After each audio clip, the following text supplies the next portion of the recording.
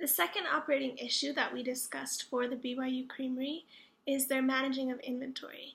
Now, they are a production facility, so they have all four of the different kinds of inventory that we learned about in class. The first one that they need to manage carefully is the raw materials inventory.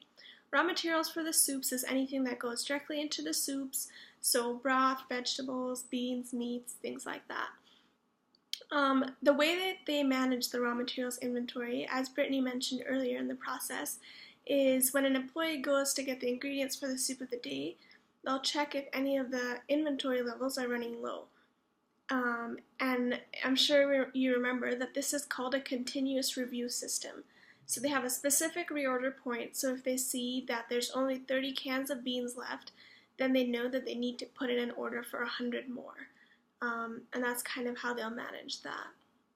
The next kind of inventory is work in process inventory.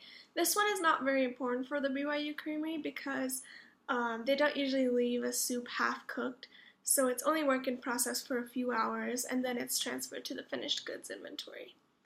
The finished goods inventory, as we talked about earlier, finished goods, the soup can last for between 1 to 2 weeks depending on how it's cooled. And so this is a really important aspect for the Creamery because they need to make sure that those soups aren't being wasted. And so they need to have them sold or consumed within the 1 or 2 weeks so that they don't have to throw them away. And then the last one is supplies inventory.